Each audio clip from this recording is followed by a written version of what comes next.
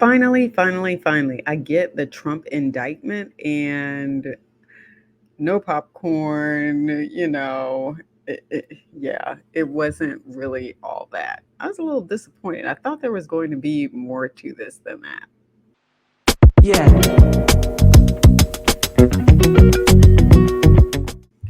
All right, we're going to take a look at this. I'm telling you, this is bare bones, bare bones. This is a skeleton. There's not a lot of meat up here, not a lot of fat. So if you were thinking you were about to partake of something juicy, this is not it. And I'm going to show you why. We're going to look at the Trump indictment, and then I'm going to go back and pull back up the Chrisley indictment because I want to show you just how lean this document is. Now, granted, they don't have to put all of the facts in there, but it's helpful for people like me and you who actually want to, know some of the basics. But I'm also going to go back to Michael Cohen's testimony that he gave before Congress and some of what he said in that, because as you know, he ended up serving about 3 years, if I'm correct. But let's go ahead and pull this up so we can take a look at this actual indictment here. Not quite the setup I was going for. All right. Supreme Court of the State of New York, County of New York, the people of the state of New York versus Donald J. Trump, the defendant. Let's go through this. The grand jury of the County of New York, by this indictment, accuses the defendant of the crime of falsifying business records in the first degree. The defendant in the County of New York and elsewhere on or about February 14th, 2017, with the intent to defraud and intent to commit another crime and aid and conceal the commission thereof, made and caused a false entry into the business records of an enterprise to it, an invoice from Michael Cohen dated February 14, 2017, marked as a record of the Donald J. Trump Revocable Trust and kept and maintained by the Trump Organization. Okay, falsifying business records. This is what we're talking about. Second count, again, falsifying business records. Pretty much the same thing, right? Except here we have the same date, but we have a voucher number, 842457, kept and maintained by the Trump Organization. Now, remember the first one we just had marked as a record, okay? Third count, same thing. We have same date. We have different voucher number. And this is an entry in the detailed general ledger. Okay. Fourth count, same thing, you guys. This is getting old, right? Now you see what I mean when I said that this was going to be pretty lean, that there is not a whole lot of meat here. This is not something where we're going to be like, okay, that I want to read that again because I didn't even get it all because it was so juicy and there was all this information in there. Okay, this is nothing. We're on count 4. Remember, there are 34 counts here. We're just getting started. Then in this fourth count, we actually have a check. Okay, same date. Remember, all of these things are pretty much arising out of the same transaction, right? Bearing check number 138, kept and maintained by the Trump Organization. Fifth count, falsifying business records in the first degree. All right, we have a new date here, March 16th, 2017, to go along with that February date. Sixth count, the same charge. We've got a different voucher number here. This is about as interesting as this is going to get, right? We're going to see some different dates, some different voucher numbers or something like that. Maybe some check numbers. Oh, look, account check and check stub dated March 17, 2017. We've got the check number. So they've done their research and they've gotten the bank records, right? Remember, because Michael Cohen has already said, here you go. Falsifying business records. We have a new date. Got some new dates here. April 13, 2017 through June 19, 2017. Ninth count. You guys, this just gets boring. 10th count. 11th count. 12th count. 13th count. 14th count. 15th count. Let me know if you see anything different because so far I don't.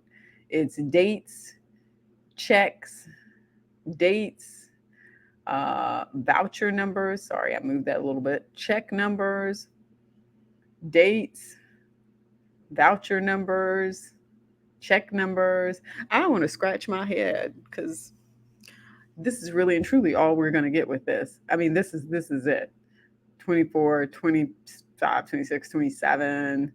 We're on the 28th count, 29th count, 30th count, 31st, 32nd, 33rd. It's the same thing, you guys. I'm just scrolling through it at this point. Okay. We get to the end. Yes. Last one, 34th count. Says about the same thing. We got a different date in here, false entry in a business record. We've got a check and a check stub dated December 5th, 2017 with a check number. So as you and I both see here, the only thing that's really different in this indictment are some of the dates and the check stub numbers and voucher numbers. And that's pretty much it. It's not even a bunch of different crimes. It's one sort of crime wrapped up in 1,000 different presents. Now think about this. This indictment came down, and how much money did he raise? He has raised like $7 million in 3 days. So now we know about that indictment. Let me go back and show you this indictment from the Chrisleys, because that was an indictment that I thought had some interesting things in it and was actually worth reading to get a little bit of an overview of what was going in there. Only if I can pull it up, I guess you can actually see it. All right. This was 2019. This was out of the Northern District of Georgia, U.S. District Court. And this was Todd Chrisley, Julie Chrisley, and Peter Tarantino. And they've got the defendants listed there. They've got the business entities. Like, you don't even see this sort of breakdown in the Trump indictment. Like, you see the part, I showed you the part in here that said, let me see if I can show you again, because I want you to see it. Let me scroll back to it, to the very beginning here, where it talks about Trump Organization. See, it actually says Trump Organization right here. Okay. Donald Trump Revocable Trust. Okay. So we see that in here. Now, when we go over to the Chrisleys, they actually break all of this down. This is why I'm saying the meat is not there. It's very bare bones. It's just a skeleton. It's not anything that is going to satisfy your appetite about what is going on in this particular indictment around these transactions. So we don't even have the Trump Organization. Whereas here we have, look at this breakdown. The Chrisley business entities talks about controlled a Georgia company named Chrisley Asset Management, which earned millions of dollars in commissions. Like, we don't get any of this sort of background. This is the Trump Revocable Trust. Okay, because remember, there are vouchers and there are checks that they put in there, but we don't even get that sort of background. And so it would have been nice to sort of set the stage and give us these business entities like you see here in the Chrisley indictment. Then they go through and they start talking about the IRS and federal taxes. And this is just basics, you guys. This is not anything that you don't already know. For instance, it says here the IRS was an agency of the U.S. Department of Treasury responsible for administering and enforcing the tax laws of the United States and collecting taxes owed to the Treasury by the U.S. Okay, you already know that. But in terms of putting together an indictment, you can go bare bones, or you can put some more stuff in here. Now, you might want to consider this fluff. I don't consider it fluff. I like having it all packaged together, nice and neatly for me to like go through it from beginning to end, for you to listen to me at night and maybe possibly fall asleep while I'm talking. All right, so then you have, look, taxpayers, married couples. And so they say none of this around the Trump Organization or this revocable trust. We don't know who it is. I should go back and look at Tiger's too, because remember, Tiger had a trust set up too. And in the documents, the lawsuit between him and this former girlfriend who she says he kicked her out of the house or whatever, there was information in there about the trust. And it said, hey, the trust actually owns the property, and laid out all of the information in the background in the filings. Now that's different because that's a civil lawsuit. Okay.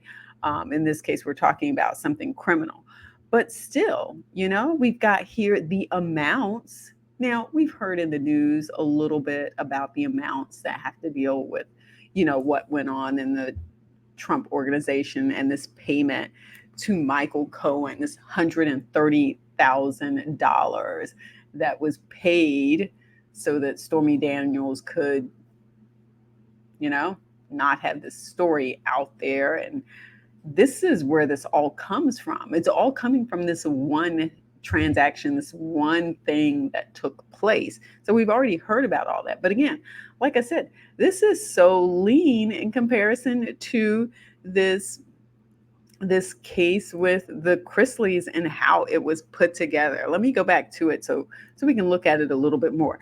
So it's got the amounts showing up here, payments. And so what would be interesting to me would be showing, and they will present this at trial. Okay, so this is not, you don't have to have all of this in the indictment, okay?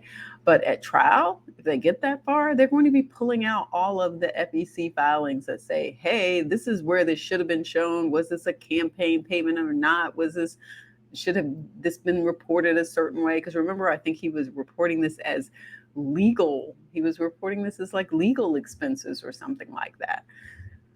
All right, conspiracy to commit bank fraud. Well, now that's interesting. I suppose conspiracy might have been something that they could have added to those charges for Trump, since, you had to have both Trump and Michael Cohen together sort of coming up with this. I don't know, but that's one of those things that they possibly could have used for, I don't know, something else. Then they go through the manner and means.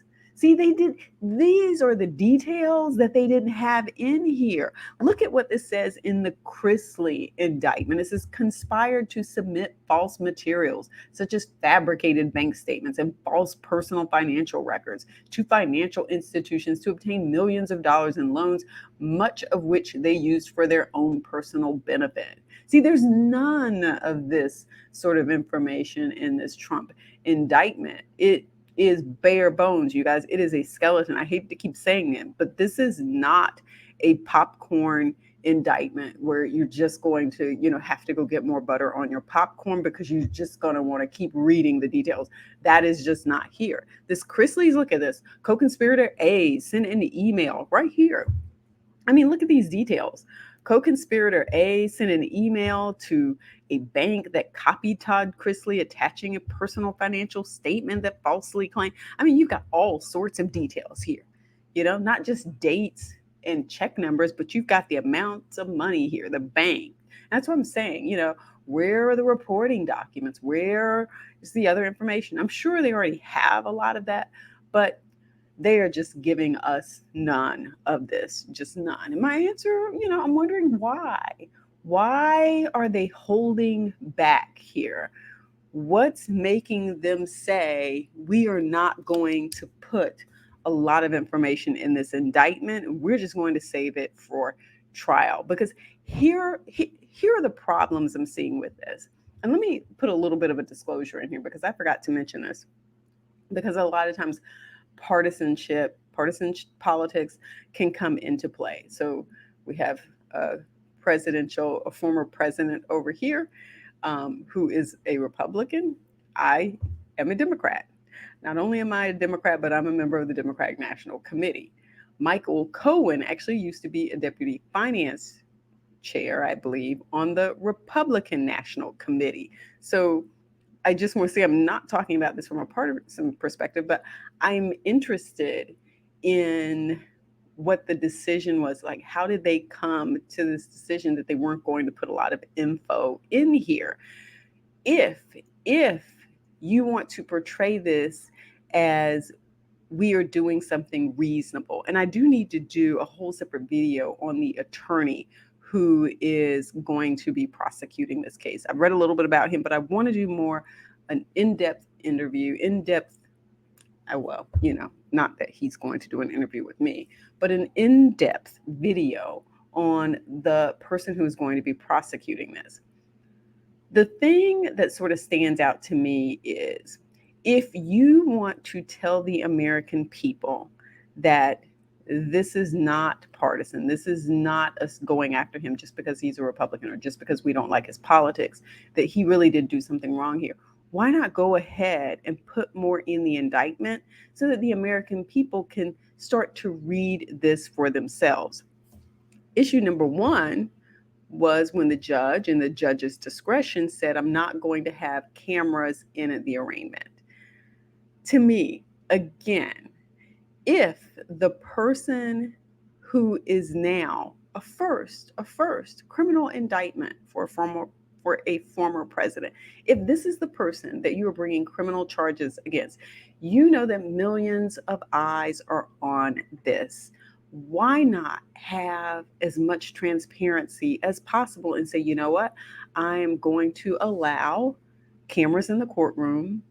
These are going to be the rules on how it is going to occur, because I understand that the American people need to be able to see this and follow the story for themselves. So me personally, I disagree with the decision not to allow cameras in the courtroom for that initial appearance. I think cameras should have been in the courtroom.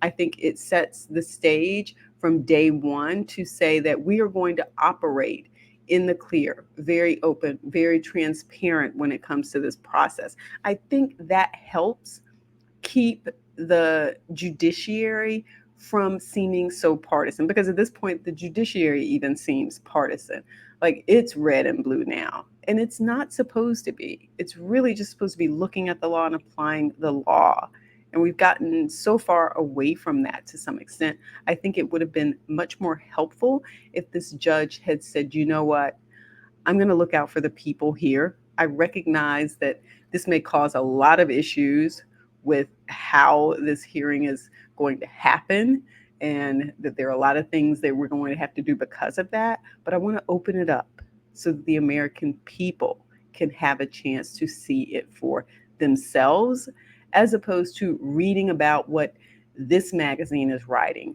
what this article over here is writing, what other people are saying, and the people actually get to hear that information for themselves. So we'll see how it goes from this point on, but I wish that that had been how it had started. All right.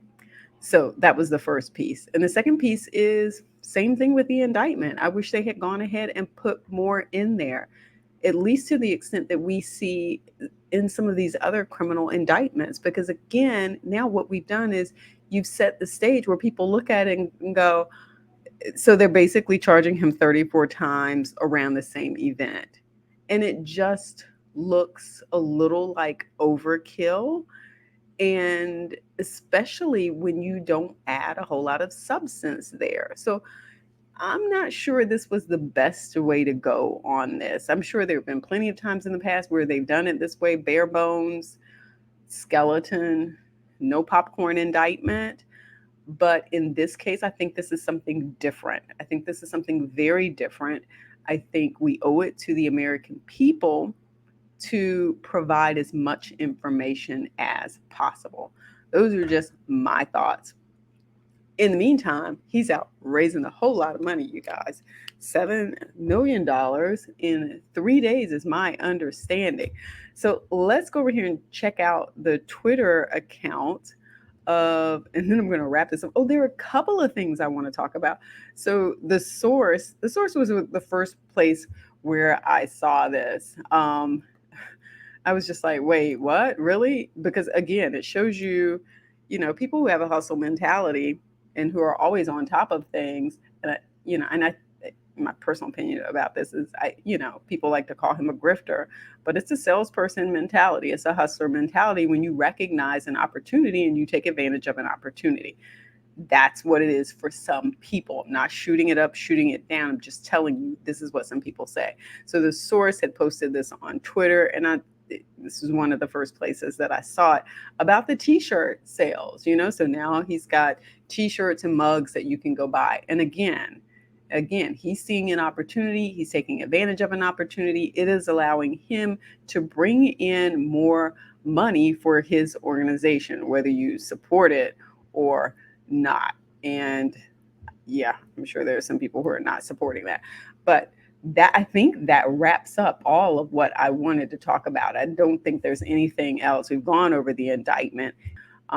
Yes, I think it was Jason Miller in DC had posted on Twitter, in only 3 days since news of the indictment, Trump's campaign has raised a record $7 million. I think the first time when they reported it, they were saying 4 million, and then by 3 days it was up to 7 million. Again, you guys, I'm not, really diving into the issues behind that.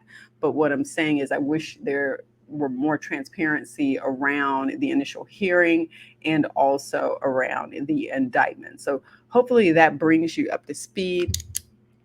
I have not been following a lot of these cases because there are tons of them out there. That's a whole YouTube channel. I mean, you could do a whole YouTube channel on just some of these cases that have been going on since, I don't know, 2020. Okay.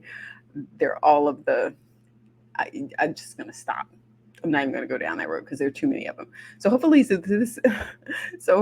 this brings you up to speed, a little up to speed in terms of the indictment, taking a look at the indictment, seeing what's in there, what is not in there. You saw me scroll fast through it because it was just like, I could have just said ditto, ditto, ditto, ditto, ditto, and just said, yeah, with maybe some new dates and some new check numbers and some new voucher numbers. Other than that, the paragraphs are essentially the same. No background information, no real setup, nothing. So I would have liked to have seen more, but that's just me. Go ahead and give the video a thumbs up if you got something out of this, a little bit more. And don't forget to subscribe. Peace.